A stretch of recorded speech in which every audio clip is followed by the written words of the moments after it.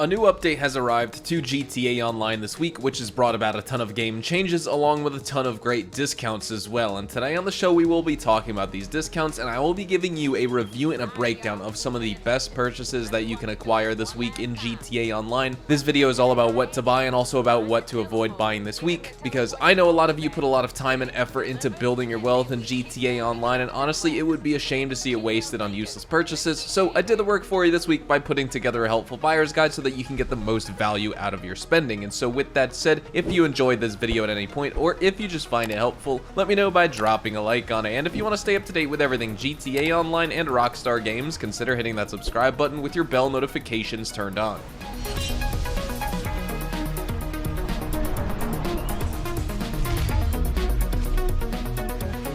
We typically start off these weekly buyer's guides with a major property discount for the week first, but this week, since it's the release of the Last Dose Online Story Missions DLC, we don't have a property discount, and instead we have several vehicle discounts to enjoy and discuss. So let's jump in, starting off with number 1, 25% off the declassy Weaponized Tampa. This is a really good purchase for players. Compared to the standard model, the Weaponized Tampa is slightly faster thanks to its higher speed, making it one of the fastest weaponized vehicles in the game, and while its handling remains average, it responds better to uneven terrain due to the all-wheel drive layout. However, it may oversteer at medium to high speeds, and its increased weight gives it better ramming power against similar or lighter weight vehicles. Overall, it's just a really fast muscle car that's perfect for destruction, has a top speed of over 112 miles an hour, and it can be stored in your personal garages but can only be modified in a specific workshop. Overall, it's just great for taking down multiple enemies, but it isn't very durable as it can just be blown up in one rocket. The dual minigun is going to be your best option in terms of weapons to equip here. The Duke of Death, I would say, is a better defensive option,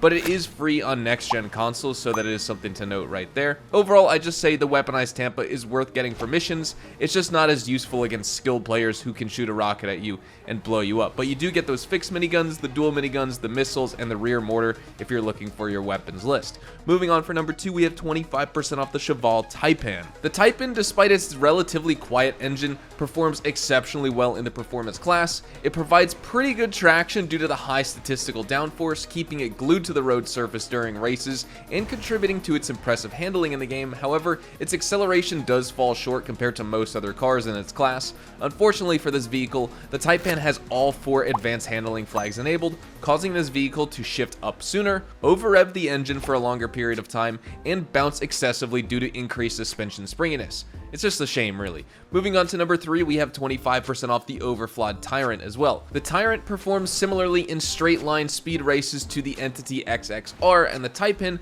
but it does stand out for its excellent handling and stability despite its large size. It does struggle in narrow areas as well, but it does do a better job at pushing power than most supercars, and the Tyrant has all 4 advanced handling flags enabled as well, same thing as the Taipan here. The customization options for this vehicle are also somewhat limited too compared to other supercars. However, you can still personalize your ride with various paint jobs, rims, and then your, of course, performance upgrades. The coolest thing overall about this vehicle is just the general design and the aesthetics of it, and its unique appearance is sure to turn heads as you cruise through Los Santos. Moving on to number 4, we have 30% off the Brigade 6x6. The Brigade 6x6 is a powerful and a versatile vehicle in GTA Online, and the best part about this vehicle is the ability to turn it into an acid lab, and the acid lab is the business that can be operated inside of the 6x6, which is the vehicle we're discussing, obviously. However, I highly recommend you do not purchase this vehicle itself from Warstock to get access to the Acid Lab. You actually can't even access it that way anyway until you complete all of the following requirements,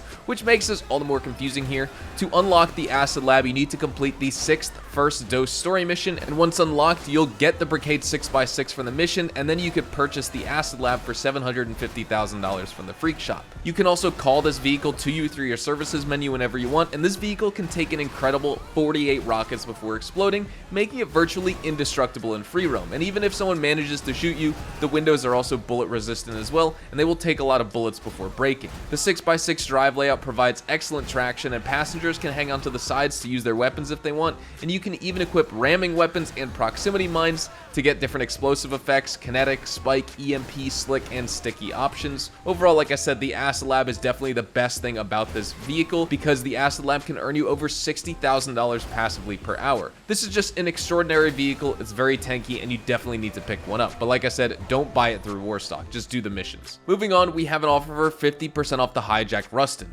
The Rustin boasts impressive acceleration and agile handling around corners with minimal risk of oversteer. Its resilience against collisions is notable for a lightweight sports car, making it suitable for free mode gameplay. However, its subpar traction during cornering diminishes its effectiveness as a racing vehicle, and additionally to that, the Rustin's open design also leaves you highly vulnerable to gunfire as it lacks any roof covers for protection. For number 6, we have 50% off the Imponte Beater Dukes. You may remember this classic from your days of playing GTA4 and listening to Liberty Rock Radio. The Imponte Beater Dukes in GTA Online is a classic muscle car and has been a fan favorite that's been reintroduced into GTA time and time again. It does perform identically to the regular Dukes, so basically what you're looking at here is just a beat up looking Dukes. It boasts decent top speed and acceleration, making it a good choice for players who prioritize speed and power. The handling of this car has also been stiffened in this game too, so that you're not going to slide around as much, but it will happen from time to time. And in terms of durability, the Imponte Beater Dukes has been improved in this game as well,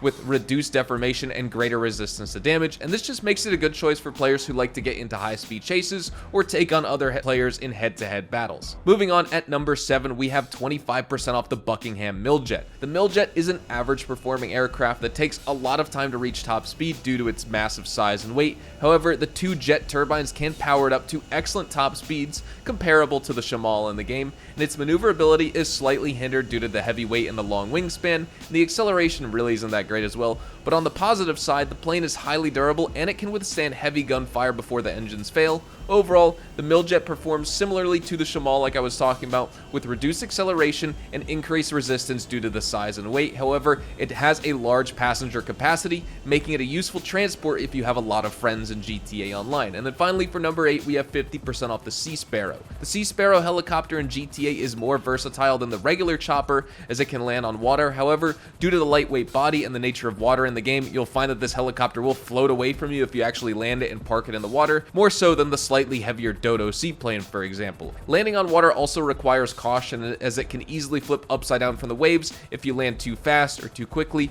or at certain angles, and you'll submerge your rotor blades and destroy your own helicopter. Despite all this though, the Sea Sparrow is a pretty unique vehicle in GTA Online, being one of the few air vehicles to be able to land and actually stay afloat on water. But do I recommend you purchase it? Not really. And speaking of that, let's get into what I recommend you should buy and what I recommend you should avoid buying. So definitely what to buy this week: the Weaponized Tampa and the hijacked Rustin. Those are 2 really good vehicles. The Brigade 6x6, complete the first dose missions to unlock it. Do not buy it from Warstock, but that's definitely a vehicle that you should acquire. You just shouldn't buy it. And then when it comes to what to avoid buying the Beater Dukes, the Taipan, and the Tyrant, unfortunately, because of the engine resistance and advanced handling flags. The Miljet isn't really worth it unless you have a lot of friends and you just want to mess around. And then the Sea Sparrow isn't worth it either. Just use the normal Sparrow. That's going to be better. The Sea Sparrow's only advantage is you can land on water, but how many times are you looking to do that? Because you can put the normal Sparrow in your Kasatka submarine. With all that said, we've reviewed every major discounted purchase in GTA for the week. Hopefully you all enjoyed the video today, and if you did, hopefully I earned your like on it. And of course, if you are new to my channel and you want to stay up to date with all the best GTA Online and Rockstar Games content,